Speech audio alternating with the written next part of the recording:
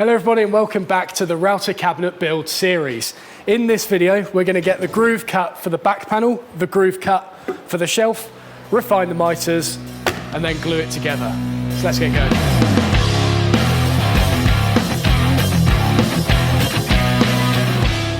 Alright, so in the previous episode you'll know that we cut the miters on this, but we didn't refine them with a chisel. Because if you refine them, you end up getting a very, very fragile point on the tip there. And me being clumsy, if I was to do that early on, then I'm just going to end up denting it on something and we'll get a horrible mitre on there. It's really tempting to refine that mitre first, just so you can see what the dovetails look like when they're assembled, but we'll leave it until the very last thing. So to start with, we'll cut the groove. I am going to be doing this with a 6mm slotting cutter, and that will be upright in the table and the piece will be running through upright like that, cutting the groove in the side. You could also do it with a straight cutter, but it's a lot more stress on the cutter because it's just not as robust as something like that. So slotting cutter it is.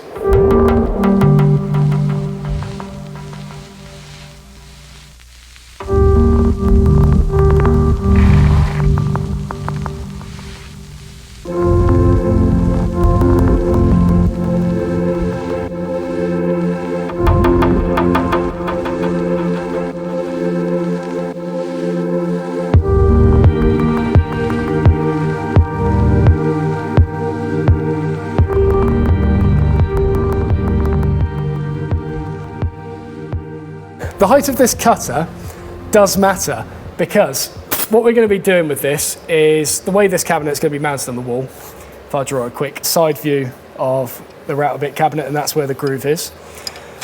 The cabinet is going to be hung to the wall using a cleat, which is a 45-degree block that's attached to the back panel of the cabinet and is then spaced out by another block at the back.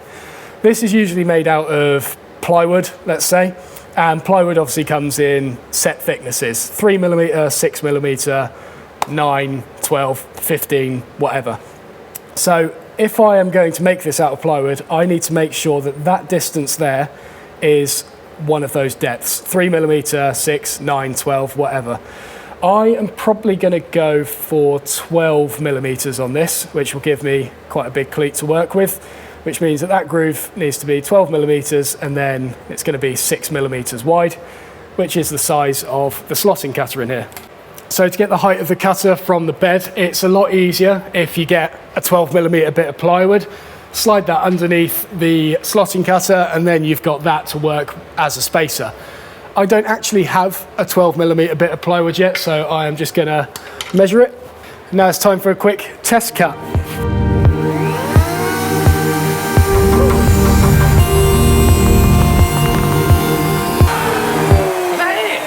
Yep.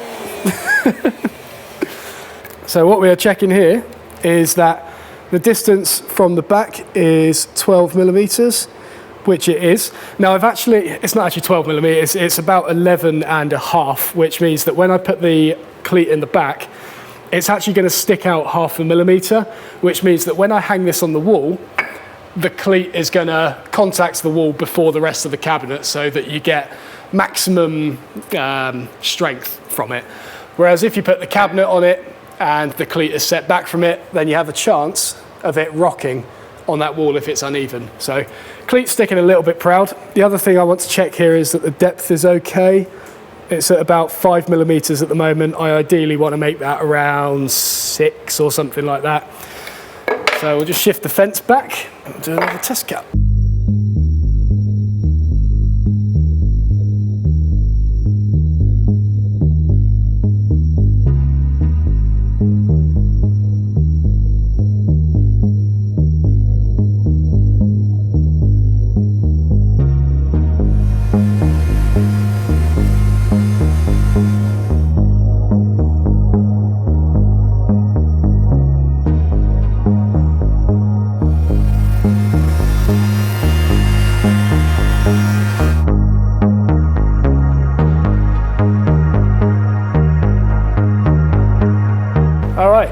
So now to cut the groove for the shelf, and I'm just going to make sure that I actually do this in the correct place. So that is the left panel, which means it's going somewhere around that region.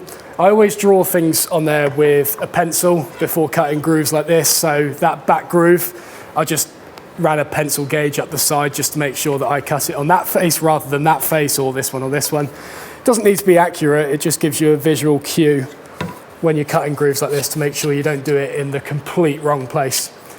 So we're putting a groove there and there. Let's just double check it. Left, right, shelf at the bottom, panel at the back. That's all fine. So the way we're going to cut this groove, if it's going in there, we are going to get a block of some kind that is going to have a little lip on the bottom that spaces it the exact same amount from those tails. So it'll slide up and hook on like that, and then we'll clamp it. Then we're going to be getting a little guide bush mounted in the bottom of the router that will run up against that bit of wood, and then have the cutter plunge through that to the correct depth, and therefore it keeps the exact same offset, providing it's clamped down. This groove is going to go through the back, and then it's going to stop shy of the front, so then we'll have to do a little stops tenon going into the side.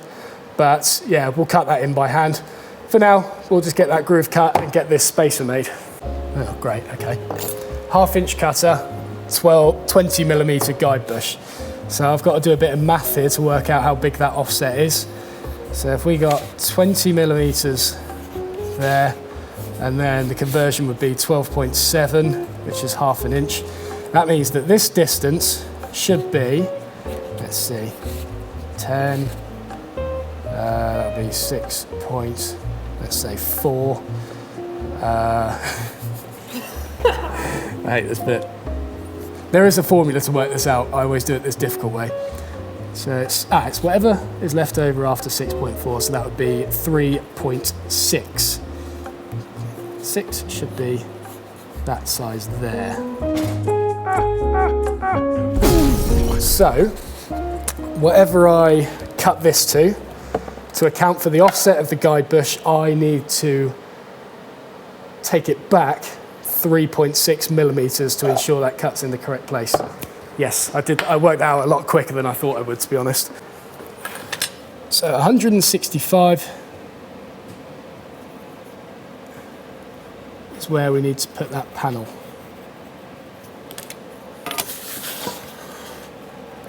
So it's going to go there. Cool. So if I cut that to, let's say 200, screw a block on the bottom of it, that's fine.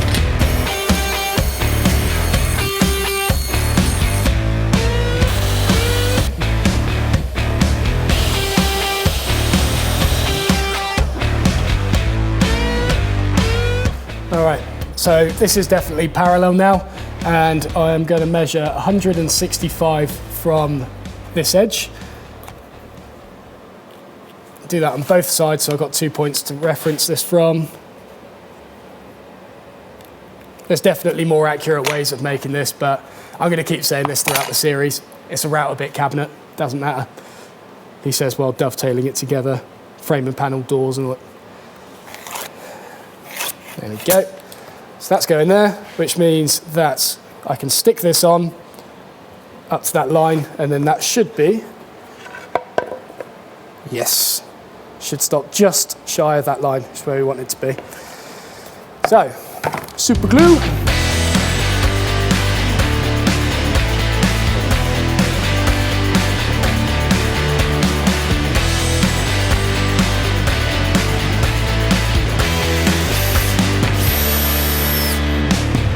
Oh yeah.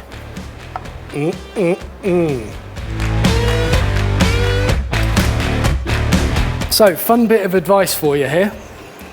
When cutting up jigs and things like that to cut grooves in the side of panels, make sure you confirm that you have all of the accessories for your router before making the jig. I sized it off using this 20mm guide bush, which has this lovely threaded insert that allows you to quick release it from the bottom of the router, and it's great to use, providing you have the adapter to fit this onto the bottom of your router. So I made all of this jig sizing it off this thing, but I can't actually attach it. Luckily, the only guide bush I do have is a 30mm guide bush that fits directly into the bottom of the Bosch router. The issue being it's 30mm, not 20, which is what I sized this off. So what we have done, or what I have done, is put a little shim under this jig that is 10mm thick. That will offset that, the correct amount, to then account for this 30mm guide bush. Idiot. Right, so to make sure that I don't go straight through the front of the cabinet, because I want to do a stopped groove, I'm going to put a little stop here so that when I slide up with the router, it hits that block and prevents me from going too far through the front of the cabinet. So it doesn't need to be any particular measurement, so I'll probably just stop it around, I don't know, there. Slide that block up against it, clamp it to the top of my bench. A lot of you ask why there's a hole in the center of my bench. This is why. It's so handy. So up, hit that, can't go through the front of the cabinet. Happy days. Make sure this is all locked down, that's all good. Okay, I think that's ready to go. So what I need to make sure when I'm doing this is that the router doesn't move to the right. I need to keep it pushed up against this left-hand fence, or your right hand, and that should mean that it stays nice and straight throughout the whole thing. So we are going to make this groove 10mm deep. So I'll plunge the router down to hit the surface, move this stop down so that it's then touching the bottom. So cutter's at 0, that stop is now at 0. Slide this scale up without moving that stop at the bottom. It's now 0, 0, 0, and all you do is you lift that up 10mm, which also moves this bottom bit up 10mm. Lock it down, and now that bit can only travel a further 10mm, where's my locking thing, down before hitting that stop here. So we'll get cutting it now.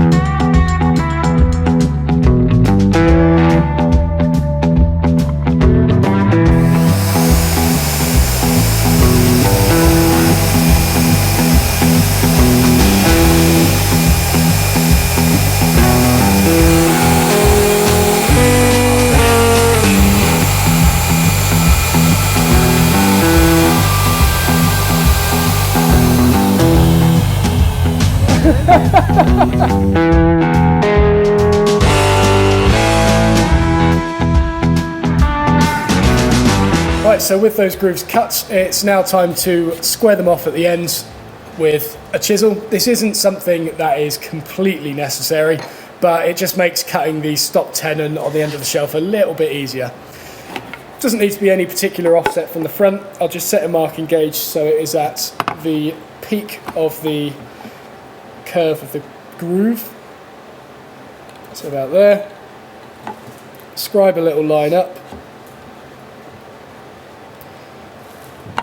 That way it's exactly the same distance from the front, even if that dodgy setup that I did with the router just now wasn't accurate, which by the looks of it, it wasn't. This will make things nice and tidy again. So we've got a little line at the front, and then a knife and a square to square those up to meet one another.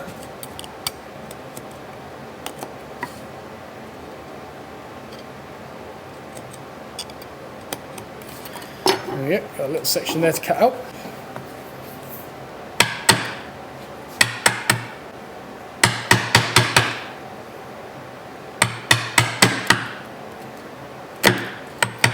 So I'll start with these sides first, because if I go straight into that M1, then it's just going to split and it might go beyond the groove.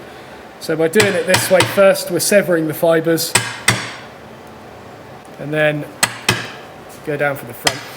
This doesn't have to be completely accurate, because on the shelf that I'm putting on here, there's going to be a little shoulder that comes up and hides the groove. So if it's if there's a few steps here and there, it doesn't matter too much, as long as it's mostly accurate.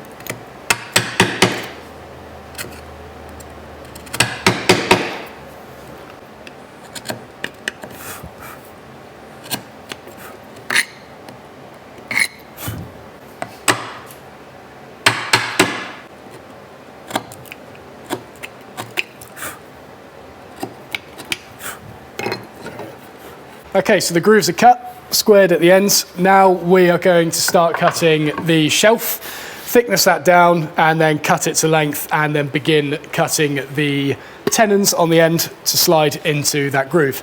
It seems that I planed and edged this in the previous episode, so I've just got to thickness it down to 15 millimeters, and then we'll start sizing that tenon.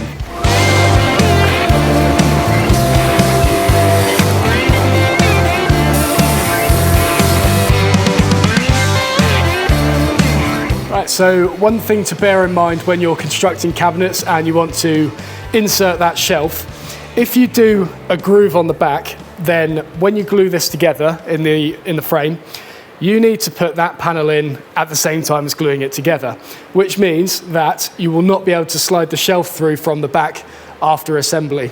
Whereas if you put that panel into a rebate in the back, so once the frame is assembled, you can just slot it in. You can then slide the shelf in from the back and then put the panel in. But because I've done the former of those options and I've created a groove, I am going to have to cut the shoulders on the shelf first to the correct length, then assemble the whole cabinet with that in, with the back panel in. And yeah, it makes it a little bit more complicated. It's a lot easier if you do a rebate on the back. So if you make one of these yourself, then just bear that in mind. Cool. Why didn't you do it? Because why did I do it? Why did I do this? I mean, this is only a complication that I've just realized, because the students that I'm teaching, we did a cabinet with a rebate in the back. So it was easy. We assembled the frame, slid the shelf in, put the back in, sorted. But because I've made this way, I've now realized that a rebate is easier to do. So it's little things like that, they just they sneak up on you every now and then. I can already imagine the music. Okay, so currently the shelf is a little bit too thick to fit into that rebate, that groove.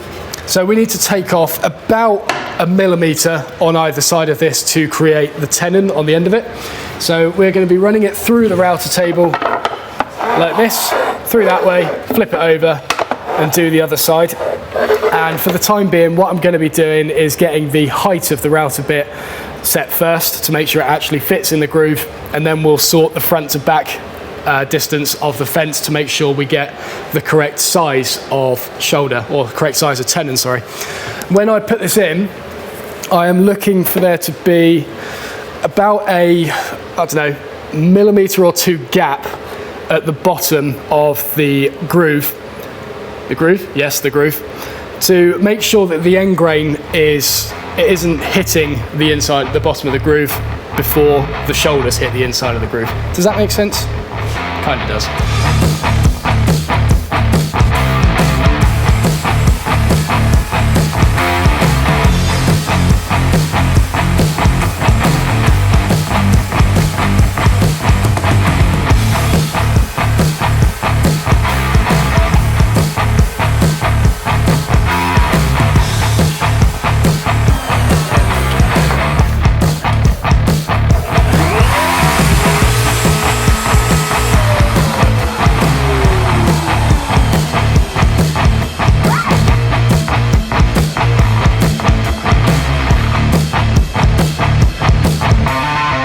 So tenon is 9 millimeters long, groove is 10 millimeters deep. So this is where the difficulty in not having a rebate on the back and having a groove instead, because with a rebate where, as I said earlier, you can slide the shelf in from the back after assembly. If you've got that carcass made, you can just measure the distance between one side and the other side, and then you know exactly where those two shoulders should be on the shelf. However, the fact that this isn't assembled means that I can't do that. So I'm going to need to measure off the shoulders of the bottom or the top component of the carcass, and then that will give me the length of the shoulders. So I'll just pop it in there. Looks like it needs to be 463.5, just for laughs. So that is where the shoulder needs to be. Square that across, and then the actual tenon, we need to add 9mm onto that.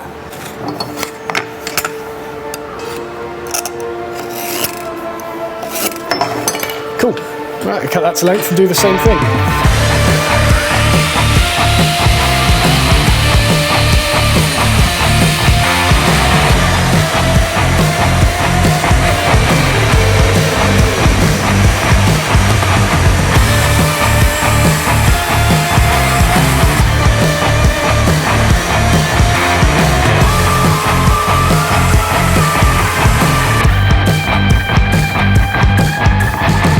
All right, so that's fitting nice in there. So what we need to do is cut that little notch out the front of the tenon to allow this to slide forward so that it's flush with the front of the cabinet. I've still got the marking gauge set up from earlier, so it was set to that distance right there. So I'm going to mark that same setting round the front of the shelf. Now remember in the last episode we put thin grain at the front, fat grain at the back. We'll do the same on here, and I'll make that the top face. Not that it matters at this point, but mark that along the end grain and down either side. Same on the other side. And then need to put a little knife mark along the front shoulder as well. Right, and then we'll cut that notch out, which means I get to bust out the old Bad Axe dovetail saw again. By the way, a few comments in the last episode. No, I am not sponsored by them, but Rob, I think you need to redo it. You don't know how much you mean to me, baby. I can't put it in words.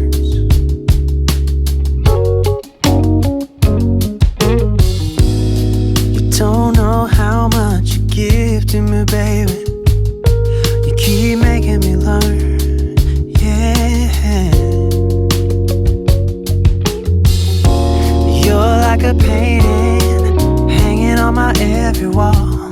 Baby, you save me, you give me all and a little more. Okay, so now it's time to cut the back panel to size, and I'm going to do this on my power tool workbench using this lovely perforated top that I've got in here with the path guide or the path dogs that will allow me to cut square. In theory, you can't do this very easily with the Bosch saw, and I don't have the correct dogs to mount in the track from underneath. So if we come round here, normally this track will butt up against the dog, so you'd have one in there and then one at the other end. The track would slide up against that, and then it would mean that you're cutting square. But you can see that the saw actually sits out about 5mm from the edge of the track, which means you can't butt it up against the dog without it hitting the saw. So I am waiting for delivery of a pair of dogs that fit in the T-track on the underside of this guide rail so that it doesn't interfere with it. So because I don't have them for now, I'm just going to have to cut this by eye and yeah, just draw lines, cut to them and hope that it's square afterwards.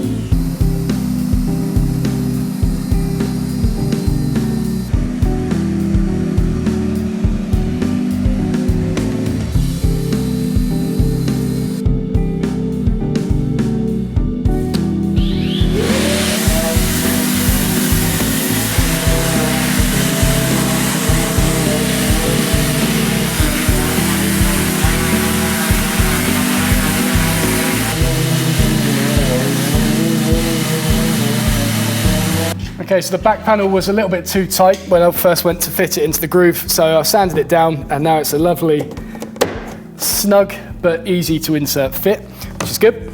That's pretty much everything with regards to the grooves and all the things like that. The only thing we've got to do now before gluing it together is refine those miters. I've been bashing these all of today because I haven't really been looking after them very well, which is why we're leaving them to be the last thing that we're doing. So to do that, I am going to make a 45-degree pairing surface in this block of wood that I'll clamp on top of here, put my chisel on, and then slide it down so that it will be able to cut these miters at 45 degrees. So if we come over to the miter saw, I've got this little bevel box here. Pop that on the surface, zero it. There we go. And then I can magnetize that to the side of the blade to make sure it's going to be cutting at 45 degrees. I do trust the scale on this Bosch saw, but I want to get this as accurate as possible, and it's difficult to read. Come on, which way? I haven't used this in ages. That way. Woo. It's difficult to read 0.10 of a millimeter on a miter saw.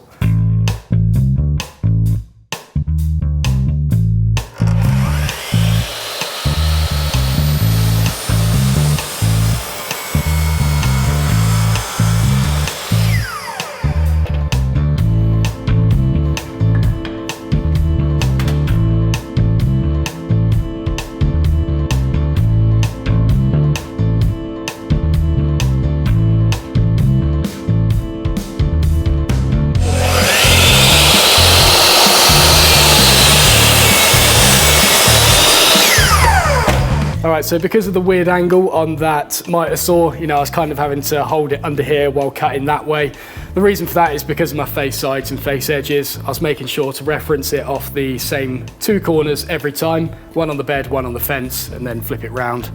Yeah, to cut both sides of this, it would have been a nightmare. So instead, I've set up the sander at 45 degrees using my 1-to-1 ratio I did in the previous video. And I'm going to sand them to their final finish. It's not plugged in. It is plugged in. There we go.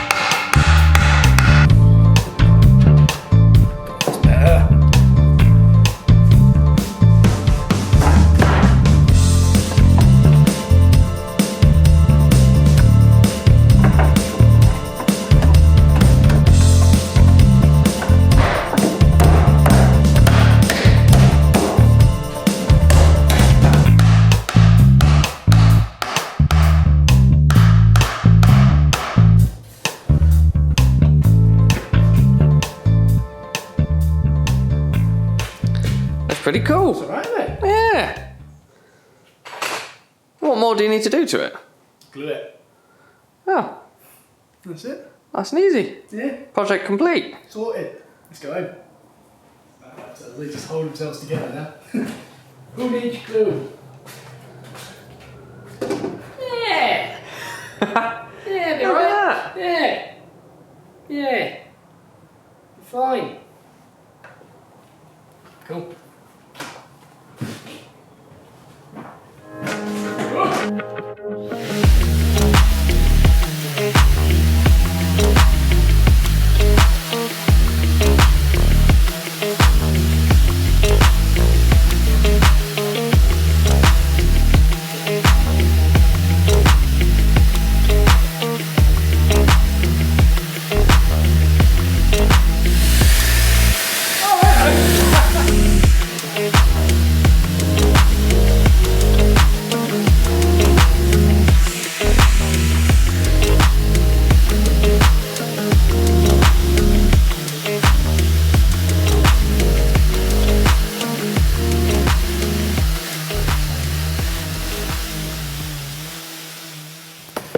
Right, okay, so we're going to glue it all together using Type Bond 2 for this, just because it's the one that was closest to me when I was looking for glue.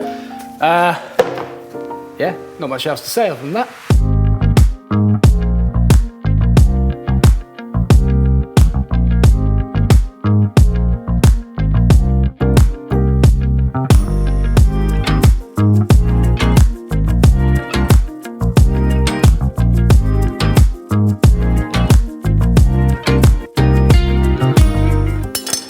Right, so it's all clamped up and it's all square. Little tip for you here, when you're checking if a box or whatever assembly is square when you're gluing it up, don't actually check it with a square.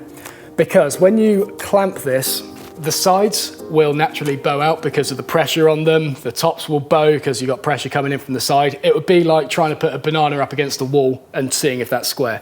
It doesn't work. What you've got to do instead is measure corner to corner and check that it is exactly the same length, and then you can ensure that when those clamps are taken off, everything de-stresses and it should be square, or it is in most cases. So I think that is where we will call it for this episode today. Good progress. I'm very happy with that, very happy with that. So in the next video, we will definitely start tidying it up, get rid of the glue, flush off the dovetails and see what result we're left with. And then we will get started on the frame and panel doors. So as always, thank you very much for watching. Don't forget to like the video if you liked the video, subscribe if you haven't already, and I will see you in the next video. Shouldn't have done that. Oh no.